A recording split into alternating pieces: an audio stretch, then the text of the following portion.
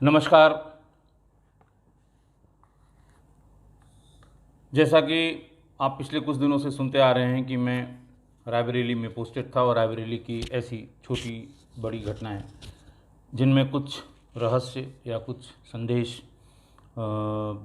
शामिल था, उसके बारे में आपको मैंने बताया। ज़्यादातर घटनाएं आपसी संबंधों को लेके हत्या की घटनाएं हुई थी। हत्या की घटनाओं के बारे में मैं आपको बहुत संक्षेप में ये बता दूं कि किसी भी हत्या की घटना के बारे में हम लोगों को जब बहुत साल पहले जब हम लोग ट्रेनिंग में थे, उस समय ये युग नहीं था इंटरनेट का और कंप्यूटर भी बहुत ही बिरले ऑफिसेज में हुआ करते थे। ट्रेनिंग में भी हमारे यहाँ मुरादाबाद में पुलिस ट्रेनिंग कॉलेज में 3 कंप्यूटर कुल मिला के थे और इसके अलावा mobile phone, internet, WhatsApp, Facebook किसी का कोई नामो निशान नहीं था। तो उस समय जो पुलिस में परिपाटियाँ चली आ रही थीं, पुलिस में जो पुराने एक्सपीरियंस लोगों के जो एक्सपीरियंस थे, वही सामान्य रूप से उसी के आधार पर विवेचना और उसी के आधार पर प्रिवेंशन और डिटेक्शन ऑफ क्राइम का काम पुलिस करती थी, यही बताया गया था। किसी भी हत्या के पीछे 3 चीज़ों को माना गया कि जब भी किसी हत्या की सूचना मिले और आपको ये पता लगे, मौके पर आप जाते हैं, तो 3 चीज़ों में कोई भी हत्या है वो सिर्फ 3 रीजन्स यानी 3 चीज़ों में होती है: जर, जुरू और ज़मीन। ये बड़ा मुहावरा भी है और इसको स्ट्रिक्टली फॉलो करने के लिए या उस ज़माने में ब्रिटिश पीरियड के बाद से जब तक टेक्नोलॉजी का इतना बड़ा सहारा नहीं हुआ था, हर घटना या हर झगड़ा या हर हत्या के पीछे जर, जोरू और ज़मीन, इन्हीं में से 3 में से कोई एक तलाश किया जाता था। जो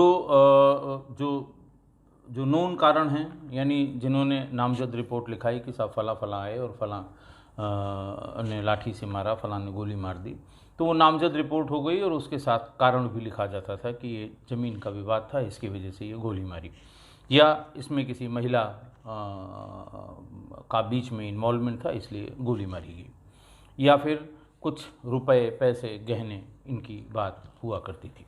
जर का मतलब होता है संपत्ति से, संपत्ति मतलब धन से, धन का मतलब रुपए, पैसे, गहने, जेवर, इनसे होता है।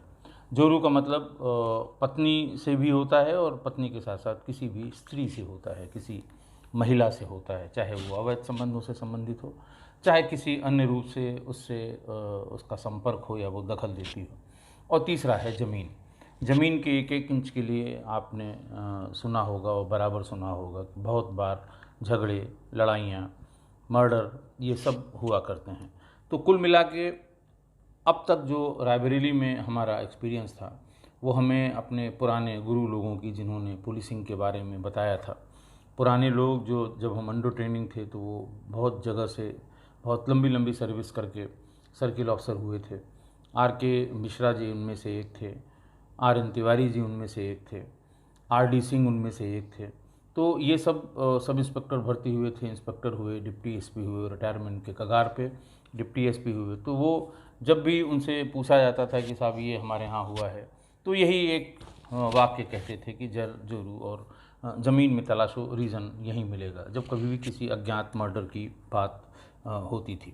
और जब पूरी तरह से फुल फ्लेज्ड ज़िले की कमान मिली और ज़िले में पुलिस अधीक्षक हुआ, तो और आपको भी जितनी मैंने अब तक इसमें क्राइम के बारे में जितनी घटनाएं बताई हैं, उन सब में अगर आपने ध्यान से सुना होगा तो जर, जोरू और ज़मीन का ही इन्वॉल्वमेंट होगा। बाद में पिछले 15-20 सालों में जब ये माफिया शब्द आया, दबंग शब्द आया और जो सरहंग शब्द आया, यानी समाज में कुछ ऐसे लोग जो बहुत दबंग हैं, बलशाली हैं, मसल पावर भी है, मनी पावर भी है, तो उनके लिए फिर इसमें जर, जोरू, ज़मीन में एक लाइन आगे जोड़ी गई कि जर, जोरू, ज़मीन जोर की या जबरा की। जर, जोरू, ज़मीन जबरा की, नहीं तो किसी और की। जर, जोरू, ज़मीन जोर की, नहीं तो किसी और की। कहने का आशय ये है, इस कहावत या इस मुहावरे के पीछे जो सेंस है वो ये है कि अगर आप दबंग हैं तो आपके पास संपत्ति भी आप ही के पास रहेगी, आप की पत्नी है, महिला है, जो भी वो भी आपके पास ही रहेगी, और ज़मीन जो आपकी है उस पर किसी की हिम्मत नहीं है उस पर नज़र उठाए। लेकिन अगर आप जबरा नहीं हैं, आप कमज़ोर हैं, तो ये तीनों किसी और की हो जाया करती हैं। ये आज बताने का मकसद मेरा ये था कि आज रायबरेली से संबंधित मैं अंतिम घटना आपको बताऊंगा। इसके पहले की जितनी घटनाएं मैंने बताई हैं वो सभी घटनाएं इन्हीं तीनों कारणों में सिमट कर रही हैं या सिमटी हुई थी। आप अगर उनका विश्लेषण करेंगे तो ये जिन लोगों ने ऐसे लोगों ने जो क्राइम के बारे में जानते हैं और जिन्होंने हमें उस समय जो हमारे गुरु लोग थे वो जिनके बारे में बताया करते थे, वो यही कारण है। दो घटनाएं आज ये अंतिम पार्ट है रायबरेली में मेरी पोस्टिंग के बाद, क्योंकि 2013-14 में वहाँ रहा। 14 में जनरल इलेक्शन हुए थे और रायबरेली आप समझ सकते हैं कि किन लोगों की सीट है, गांधी परिवार की सीट थी। वहाँ मेरी पहली पोस्टिंग और पहली पोस्टिंग में ही पहला जनरल इलेक्शन कराने का मौका मिला था। बहुत ही कांटे का मुकाबला था, बहुत कशमकश थी, और यही वो इलेक्शन था जिसमें कांग्रेस की रिजीम चेंज हुई थी और वर्तमान में जो रिजीम है वो आई थी। तो उसके बाद उस इलेक्शन में हम लोग फरवरी मार्च के बाद उलझ गए। मार्च में ही संभवतः इलेक्शन हुआ था और इलेक्शन के बाद रिज़ल्ट आए और रिज़ल्ट आने के बाद मेरा वहाँ से स्थानांतरण हो गया एसएसपी सहारनपुर के रूप में। तो अब मैं ये अंतिम चूँकि आज बता रहा हूँ तो उसको समअप करने के लिए मैंने आपको बताया कि इन 3 कारणों से अगली जो छोटी छोटी 2 और घटनाएं हुई हैं वो भी इन्हीं 3 में से एक में समाहित हैं। पहली घटना मैंने आपको बताया था, जैसे बहुत फेमस हत्याकांड था कालिका सिंह हत्याकांड। तांत्रिक जो मरा था वहाँ पर, बच्चे के साथ जो वो दुर्घटना हुई थी, ये सब अगर आप देखेंगे तो ये इनमें 3 ही कारण से ये सारी घटनाएं हुई थी। अगला भी जो है वो मैं आपको बताऊंगा। तो बहुत छोटी छोटी घटनाएं हैं, क्राइम की घटनाएं हैं, वैसे तो बहुत ही सामान्य घटनाएं हैं, लेकिन उसके पीछे जो मानसिकता है वो ज़रूर आपको भी जाननी चाहिए, इसलिए मैं उसका जिक्र ज़रूर करूंगा। बात 13/14 अप्रैल 2013 की है। रात में जगतपुर थाने में एक गांव है सराय बख्श, वहाँ पर दयाशंकर त्रिवेदी जी जो प्रधानाध्यापक थे, बहुत ही सम्मानित प्रधानाध्यापक थे। उनके पढ़ाए हुए तमाम लड़के आसपास जो उनको देखने आए थे या जो उनकी मृत्यु का समाचार सुन के आए थे, सब कहीं न कहीं अच्छी जगह पर पोस्टेड है। इतना सम्मान था उनका कि वहाँ पर उनके बेटे ने जगतपुर थाने में एक तहरीर दी कि मेरे पिता की रात में किसी वक्त का मुझे नहीं पता, कुल्हाड़ी से गर्दन काट कर हत्या कर दी गई। गंभीर बात थी। प्रधानाध्यापक थे ही, टीचर सब आ गए, आसपास के और ढेर सारे स्कूलों के टीचर वहाँ आ गए। मुझे भी मौके पर जाना ही था और जाना भी पड़ा। सारे अधिकारी पहुँचे, हम पहुँचे। औरतों में रोना पीटना। उनका एक ही बेटा यहाँ था, वो भी रो पीट रहा था, जिसने मुकदमा लिखाया था। दूसरा बेटा उनका सीआरपीएफ में अधिकारी था, वो वहाँ से चल चुका था और ये बताया गया शाम तक वो आ जाएगा। बात कुछ समझ में नहीं आ रही थी और ये भी नहीं समझ में आ रहा था कि क्योंकि बहुत ही सीधे सरल और बिना किसी अविवादित व्यक्ति थे, उनका किसी से कोई विवाद नहीं था। मैंने आपको बताया कि स्टूडेंट्स के बीच में बहुत ही सम्मानित थे। कभी कभी किसी टीचर के बारे में ये रहता है कि साहब बहुत सख्त है और बहुत परेशान करता है, इस तरह की कोई बात इनके दयाशंकर त्रिवेदी जी के बारे में वहाँ किसी ने भी नहीं बताई। प्रधान हों या गांव के सामान्य लोग हों, अगल बगल के गांव के लोग हों या टीचर्स हों। बात आई गई हो गई। बेटा भी उनका आया, पोस्टमार्टम के लिए बॉडी भेज दी गई, बॉडी सुपुर्द कर दी गई, अंतिम संस्कार हुआ। हजारों लोग उनके अंतिम संस्कार में शामिल हुए।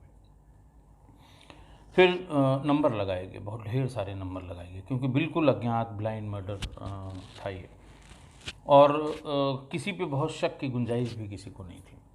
नंबर लगाए गए और नंबर से बातचीत चलते चलते चलते चलते बात ऐसी जगह पहुंची जिसको सुन के हम लोगों को भी थोड़ा सा ताज्जुब हुआ। बात आकर अटक गई उनके उसी लड़के पे जिसने अपने पिता के मृत्यु की एफआईआर जगतपुर थाने में लिखवाई थी। वो था दयाशंकर त्रिवेदी का जो लड़का था, वो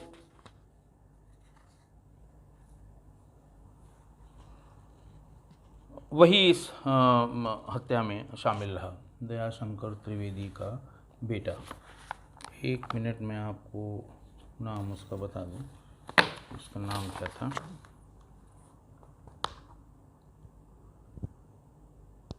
धीरेन्द्र कुमार। धीरेन्द्र कुमार, लेकिन ये किसी लोकल आदमी से नहीं पता लगा, किसी लोकल सोर्स से नहीं पता लगा, किसी से नहीं पता लगा। ये सिर्फ़ और सिर्फ इलेक्ट्रॉनिक सर्विलांस में जो नंबर लगाए गए थे उनसे, वो भी बहुत ही पुख्ता नहीं था, हल्का फुल्का ऐसा लगा कि बात वहीं पर आकर अटक रही है। जो बात सुनी जा रही थी उससे लग रहा था कि संभवतः इसी के द्वारा ये हत्या की गई है। 13वीं थी ये घटना, 13-14 की है। 30-1 के आसपास मई में फिर इसको किसी बहाने से थाने पर बुलाया गया, बस बयान लेने के लिए, ऐसा वैसा। फिर जब आया वो, तो अपने साथ एक वकील लाया, अपने साथ ग्राम प्रधान जी को ले आया। बताया गया कि इतने लोगों को लाने की क्या ज़रूरत थी, तुम वादी मुकदमा हो, तुम्हारा बयान लिया जाना बहुत ज़रूरी है। खैर, थोड़ी देर में वकील साहब को और उनके प्रधान जी को विदा कर दिया गया और ये कहा गया इनको यहीं छोड़ के जाइए, इनका बयान लिखना है। जब ये दोनों लोग चले गए तो फिर धीरे धीरे इससे पूछताछ शुरू हुई।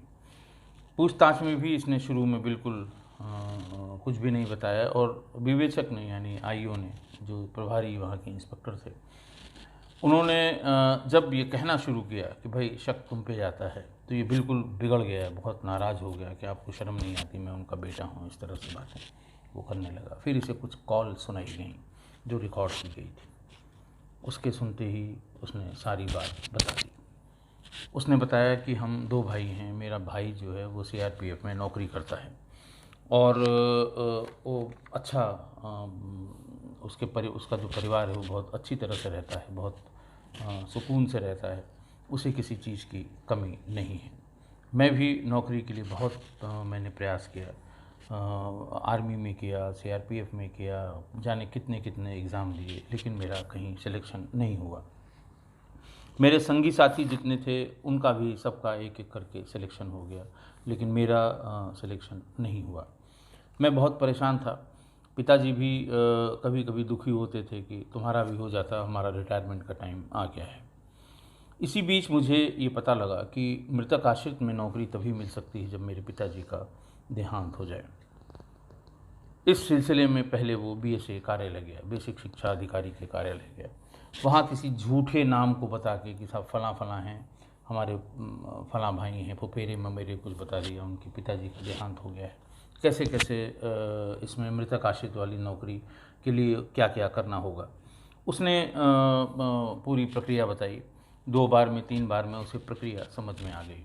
उसको बताया गया कि आप डेथ सर्टिफिकेट ले आइए, उनका लास्ट पे स्लिप जो होती है अंतिम, वो ले आइए, ग्राम प्रधान से कुटुंब रजिस्टर का वो पार्ट ले आइए प्रमाणित कराकर, जिसमें आपके कुटुंब के बारे में, यानी आप, आपके पिताजी, पिताजी के पिताजी, आप कितने भाई बहन हैं, ये सब लिख के ले आइए, और अपने सर्टिफिकेट्स, आपकी क्वालिफ़िकेशन क्या है और आइडेंटिफिकेशन आपका क्या है, एक फॉर्मेट होता है वो भर के ले आइए।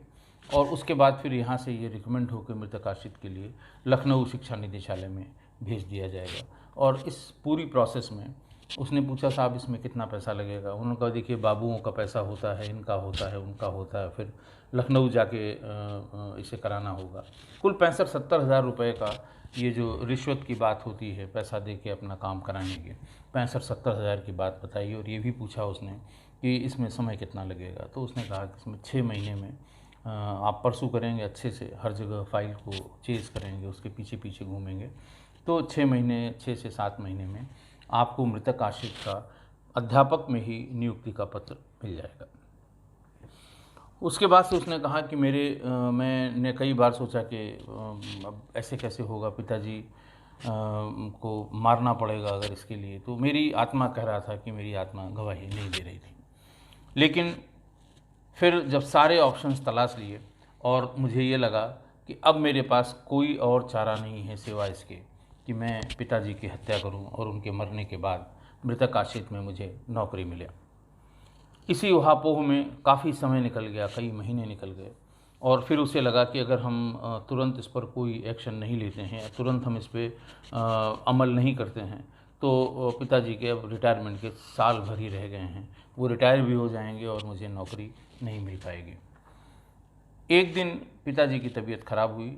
मामला ये अप्रैल का है, गर्मी पड़ने लगी थी, कुछ हल्की फुल्की तबीयत ख़राब हुई थी और उस दिन पिताजी ने अपनी खाट बाहर बरामदे में निकालने के लिए कहा और ये कहा कि बाहर थोड़ी हवा मिलेगी तो मैं अच्छे से सो पाऊँगा, भीतर गर्मी कुछ ज़्यादा महसूस हो रही है, शायद बुखार था या इस तरह की कोई तबीयत ख़राब थी। वो आके लेट गए। इसके दिमाग में तुरंत शैतान सवार हो गया। इसने कहा इससे बढ़िया मौका नहीं मिलेगा, जब ये भीतर सोते हैं तो वहाँ मेरी माँ सोती हैं, एक कुछ रिश्तेदार भी आए हुए थे वो भी सोते हैं। आज बहुत अच्छा हुआ ये बाहर सोए हुए हैं, आज हम अपना काम कर लेते हैं वरना हमें किसी तरह से नौकरी नहीं मिल पाएगी। पास में ही जहाँ हंसिया और कुल्हाड़ी ये सब सामान खेतीहर आदमी के यहाँ रखा रहता है बाहर ही, उसने कुल्हाड़ी उठाई और पहले सबसे वो उनके पैर के पास गया, उनके पैर छुए। जब उसने पैर छूने की बात बताई तो सभी लोग चौंके कि भाई पैर क्यों छुए, तुम तो कुल्हाड़ी लेके उनकी हत्या करने के लिए जा रहे थे। उनका साहब हम ये इंश्योर करना चाहते थे कि वो ऐसा तो नहीं है कि तबीयत ख़राब है वो अभी जग रहे हों। बोले अगर पैर छूते तो कैसे पता लगता कि वो जग रहे हैं कि सो रहे हैं। बोले पैर छूते तो वो पूछते कि क्या बात है या आशीर्वाद देते, तो मैं उनसे हाल चाल पूछ लेता कि तबीयत अब कैसी है, और नहीं है अगर तो वो अगर गहरी नींद में है तो कोई रिस्पांस नहीं देंगे, कुछ बोलेंगे नहीं, हमें काम करने में आसानी होगी। उनका मैंने पैर जब उनके छुए तो थोड़ी देर तक कोई रिस्पांस नहीं आया तो मैं समझ गया कि पिताजी गहरी नींद में हैं। उसके बाद फिर दोबारा श्योर करने के लिए पैर छुए, पैर छू के हाथ जोड़ा और उनसे माफ़ी मांगी कि मैं जो करने जा रहा हूँ वो उसके लिए मुझे माफ़ कर दीजिए, लेकिन मेरे पास और कोई चारा नहीं है। इसके बाद वो उनके सिर की तरफ कुल्हाड़ी लेकर गया और ताबड़तोड़ 3-4 बार करके उनका सिर धड़ से अलग कर दिया। वहीं पर एक पुराने कपड़े से कुल्हाड़ी पे लगा हुआ खून साफ़ किया और कुल्हाड़ी को रख दिया। सवेरे का इंतज़ार किया। सवेरा होते ही उनकी माँ और या जो भी बाहर से लोग आए उन्होंने ढेर सारा खून खाट के नीचे बहते हुए देखा, हल्ला मचाया, पूरा गांव इकट्ठा हो गया। पुलिस को खबर हुई, पुलिस भी आ गई।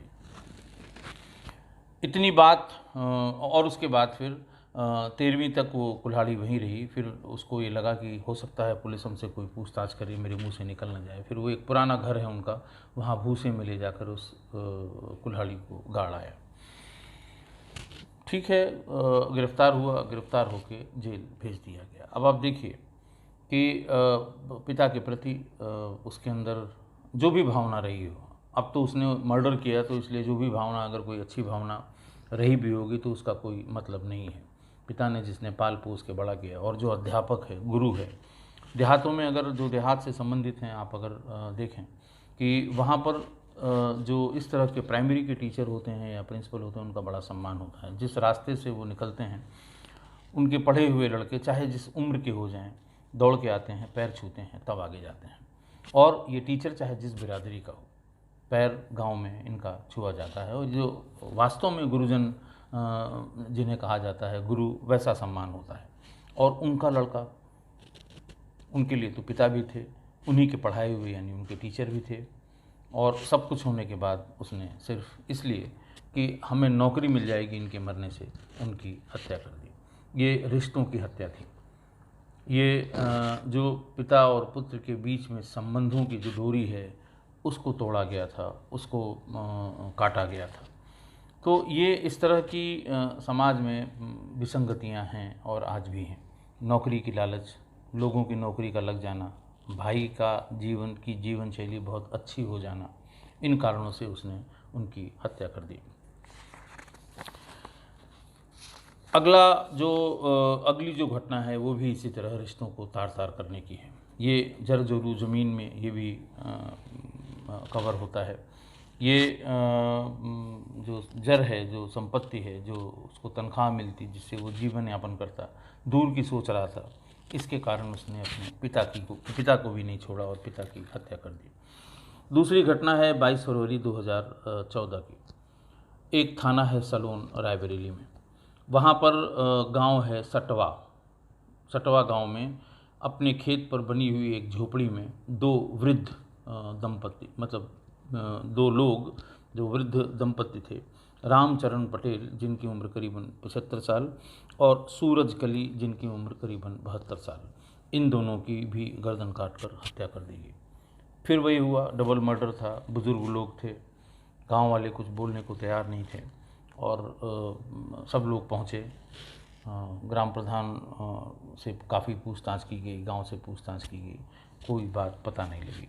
मृतक रामचरण पटेल के बड़े भाई सुखई, छोटे भाई सुखई ने इस हत्या का मुकदमा लिखवाया। पुलिस को बहुत दिक्कत नहीं हुई, क्योंकि जब ये पता लग गया कि वो निःसंतान थे और उनके हिस्से की जो ज़मीन थी वो सिर्फ 1.5 बीघे थी, जिसमें उन्होंने ये झोपड़ी बना रखी थी। लेकिन वो खेत बहुत उन्नत उपज देने वाला खेत था, बहुत अच्छा खेत था और उसमें वो 1.5 बीघे ज़मीन में ही 12 महीने कुछ न कुछ खेती करके और अपना जीवन यापन, अपना और अपनी पत्नी का जीवन यापन करते थे। बटाई पर वो दे दिया करते थे और बटाई पर ही उनको इतना अन्न, इतना अनाज मिल जाता था कि उनका साल भर का काम, खाने का, कपड़ों का, ये काम चल जाया करता था। सुखई ने मुकदमा लिखाया 68/2014 धारा 302 यानी हत्या में। तो क्लियर हो गया कि इस ज़मीन की वजह से टटोला गया, वहाँ बात पता हुई तो ये पता लगा कि उसके भतीजे ने ही ये हत्या की है, सुखई के लड़के ने ही। यहाँ भी सुखई वादी मुकदमा था और वादी मुकदमा होने के बाद भी वो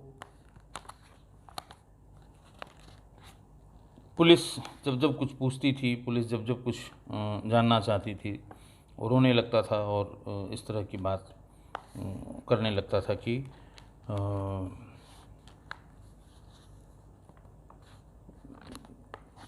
किसने मार दिया और क्यों मार दिया और जिसने मार दिया उसका नाश हो। उसका नाम था रामदास। फिर रामदास को थाने पर लाया गया। रामदास से बहुत विस्तार से बातचीत की गई।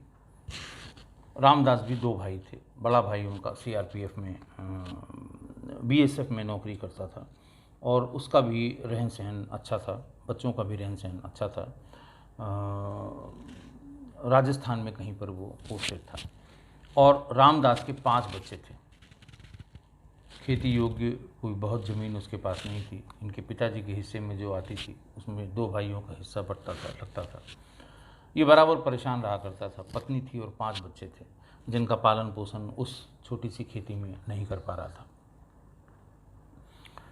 उस साल उसने अपने ताऊ से, रामचरण पटेल से कहा कि हम बटाई पर हम करेंगे, यहीं रहेंगे, मेहनत करेंगे, ज़्यादा उपज होगी और आपका भरण पोषण इससे हो जाएगा, हमारे बच्चे भी पल जाएंगे। रामचरण को बात ठीक लगी। उसने कहा मेरा सगा भतीजा है, अगर ये मेहनत करके इसी खेत में बटाई पर लेना चाहता है। उन्होंने दे दिया। फिर उससे शर्त लगाई कि भाई खाना पीना फिर तुम अपने हाथ से हमको बना के दोगे और जब फाइनली जब अनाज पैदा हो जाएगा, जब उसकी तौल होगी तो उसमें अपना काट लेना। सुबह शाम ये खाना बनवा के घर से अपने ताऊ ताई को घर से खाना बना के ले जाता था। लेकिन जब भी खाना बनाने के लिए कहता था, इसकी पत्नी बहुत नाराज़ होती थी, बहुत चिड़चिड़ाती थी। हर बार यही कहती थी कि खिलाते रहो, तुम क्या मिलेगा तुम्हें।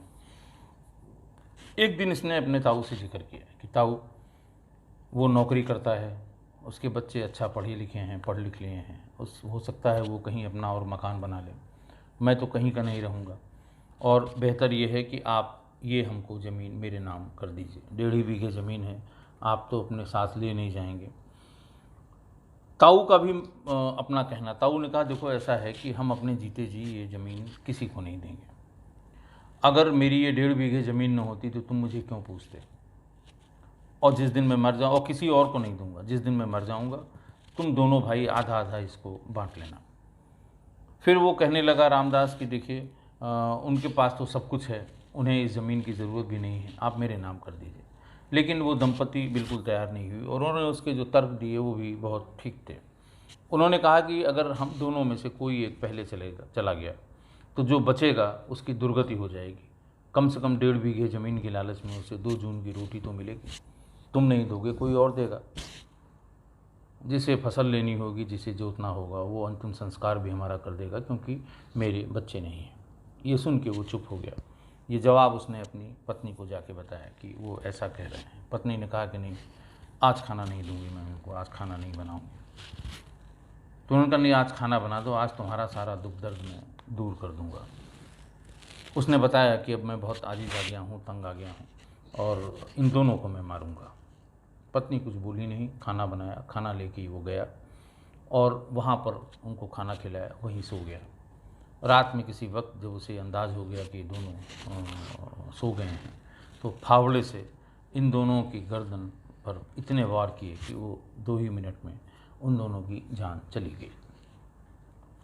अब आप देखिए इस कैसे अच्छा पकड़ा यूँ गया वो। इसमें भी काफ़ी टाइम लगा कि उसको पकड़ा गया। वो 27 फरवरी 2014 को गिरफ्तार हुआ। जब वो फावड़े से अपनी ताऊ और ताई, बुजुर्ग ताऊ और ताई को मार रहा था, उस समय उसके कंधे पर जो अंगोछा होता है, ये लोग उसी को मोड़ के तकिया की तरह इस्तेमाल करते हैं, ज़मीन पर सो जाते हैं। उठते समय उसे अपने कंधे पर डाल लेते हैं। जिस समय वो वार कर रहा था वो अंगोछा वहीं पर गिर पड़ा और बल्कि जो उसकी ताई थी उसकी खाट पे आके वो पड़ा रहा। सवेरे जब पुलिस आई पंचायतनामा भरने के लिए और पोस्टमार्टम पे भेजने के लिए, तो वहाँ ये अंगोछा पड़ा हुआ मिला। उसको भी सील किया गया। पूछा गया, वहाँ कोई बता नहीं पाया कि किसका अंगोछा है। ये तो जब वो पकड़ा गया उसके बाद फिर अंगोछा उसे सील खोल के दिखाया गया कि देखिए ये अंगोछा तुम्हारा ही है। वो समझ गया कि पुलिस को सब पता लग गया, इसलिए उसने सारी कहानी बता दी। अब इसमें भी देखिए वही ज़मीन का लालच कि 1.5 बीघे ज़मीन ये हमें दे नहीं रहे हैं, हम इनकी सेवा कर रहे हैं, अगर हम मार देंगे तो अपने भाई से कह के हम ये 1.5 बीघे ज़मीन ले लेंगे, तुरंत हमें मिल जाएगी। लेकिन उनके ताऊ ने जब ये कहा कि तुम नहीं खिलाओगे कोई और खिलाएगा, और अगर हम तुम्हें लिख देंगे तो हम दोनों में से एक अगर चले गए तो कोई 2 जून की रोटी भी नहीं देगा। बात उनकी भी बिल्कुल सही थी। उसको ये मन में शंका हो गई कि हमें लगता है कि ये किसी और को बेच देंगे या किसी और को बटाई पर दे देंगे, तो जो हमें थोड़ा बहुत मिल रहा है वो भी मिलना बंद हो जाएगा।